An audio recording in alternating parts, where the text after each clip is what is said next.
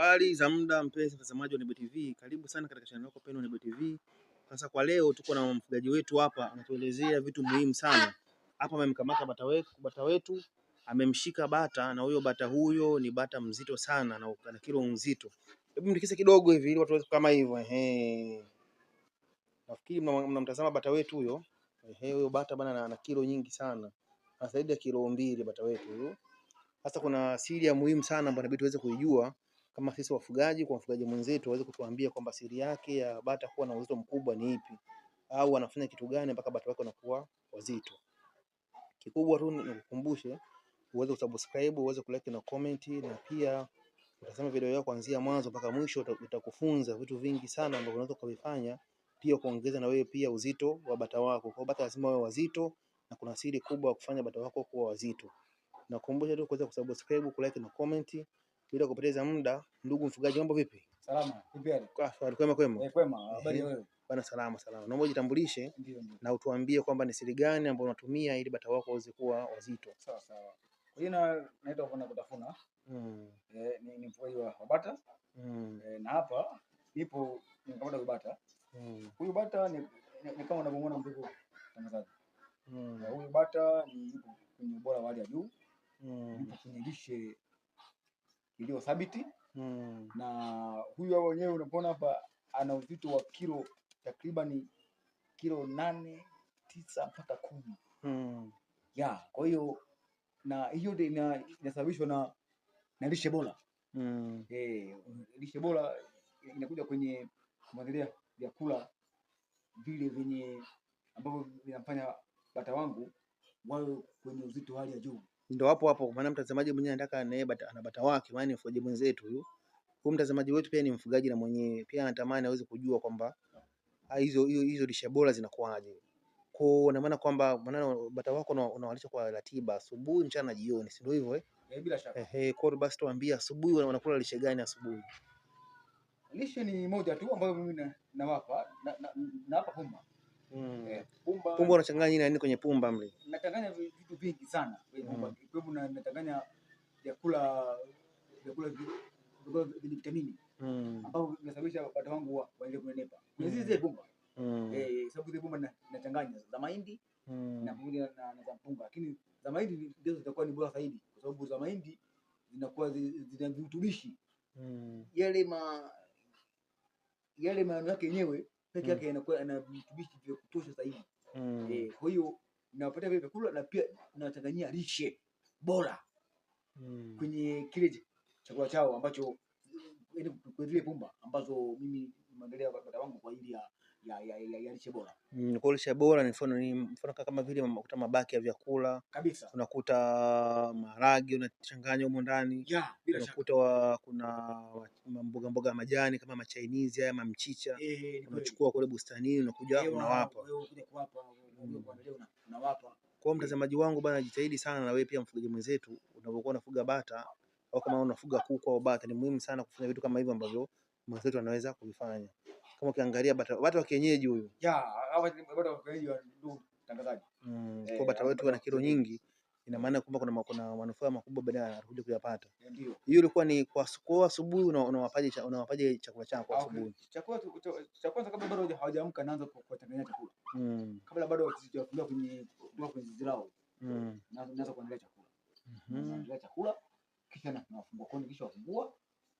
Kwa sababu sikale wenyewe wakisha kusemea wapi wanajua sehemu ya kula.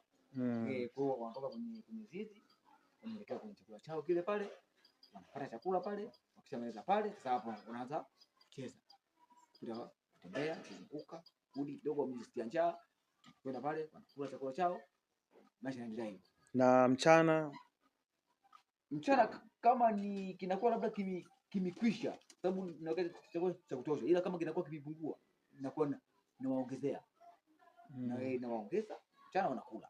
Kwa hiyo wanakula mpaka kufika muda wa kulala. Kufika muda wa kulala wanaenda kwenye zizi. Wanalala. Asubuhi kabla bado hawajaamka, naandaa chakula pale, naandalia maji, wanakunywa, wanakula chakula, kisha wanaenda kucheza. Vipi kukusana na swala zima la minyoo, kwa sababu bata anasumbua sana na shida ya minyoo. Kwa hiyo ili kusudi wawe na kilo kama hizo, na maana kwamba pia unazingatia katika swala zima la kuwapa dawa za minyoo. Ya ndugu mtazamaji, kama itakuwa tuka ndio kuzungumzia kwamba mfugo wa bata ni mfugo ambayo inatakiwa kuzingatie kwenye matibabu. Ninapozungumzia matibabu, katika maradhi yote ambayo yanatokea kwamba mfugo wako upo, maana ikiwemo minyoo, ikiwemo viroboto, ikiwemo visibipa ambavyo vinawasumbua, na maradhi mengine. Kwa hiyo cha kwanza ukija kugundua dalili ya kwa hata wangu mbona haikuwa afya yake sio nzuri, mbona huku kwenye makalio yake huku unakuta kinyesi kimepaka, hili ndio kwamba huyu tayari ameshaingiliwa na minyoo. Kwa unampa dawa za minyoo. Kwa hiyo pale cha kwanza kugundua dalili zile, usikurupuke. Cha kwanza nenda kwa mtaalamu hapo, namjuza bwana mifugo, nenda kwa mtaalamu, nenda kama bwana mshoni kuja hapa bwana, na bwana pale kuna moja mbili tatu, basi yeye atakupa maelekezo, bwana hizo zitakuwa dalili za minyoo, nenda duka la pembejeo, kanunue dawa za minyoo, kachanganya labda kwenye maji, basi wakinywa tu tayari minyoo. Unajua kwa nini nimeweza kuzungumzia swala la minyoo? Kwa sababu unajua sisi hapa tunazungumzia kuhusiana na jambo la lishe na kuongeza uzito kwa mfugo wetu. Na maana mifugo ili uzito wake uweze kuwa mkubwa au uweze kuongeza uzito, pia lazima pambane na swala zima la minyoo. Lakini ndugu mtazamaji wetu, pia inabidi uweze kutafuta, kuna video nyingine ambayo tutaweza kuongea na mfugaji wetu hapa, ataweza kutufundisha kwamba hatua mbalimbali na dalili mbalimbali za magonjwa ambayo yeye anatumia kuweza kuwatibu bata wake. Kwa hiyo kwa vipi kuhusiana na umuhimu wa kuwapa majani ili kuweza kuongeza uzito kwenye mfugo wako, unazingatia sana kuwapa majani? Majani ndugu mtazamaji nawapatia, lakini majani yapo machache mno ambayo nawapatia wa bata. Ikiwemo majani ya chainizi, ikiwemo labda kabichi zile, majani ambayo mimi huwa na waandalia, yani nakata desilesi na changanya kwenye pomba, kwa hiyo wanakula pamoja.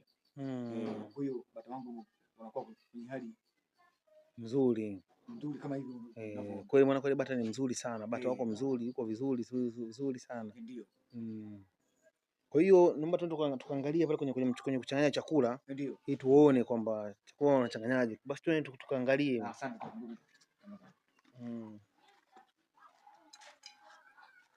Bata wako wengi ukiwa wanakimbia. Ni wengi ndugu mtangazaji, wengi sana. Wengi sana. Kwa ndo pumba zetu hizi ndio pumba sasa hizi. Hizi ndio pumba ambazo nachanganya huko. Kama utaona kwa makini kamera yako ndugu mtangazaji, ukipeleka kwenye chakula utagundua kuna chenga za mpunga ambazo ni hizi, kuna chenga za mahindi ambazo zote ni mchanganya pamoja.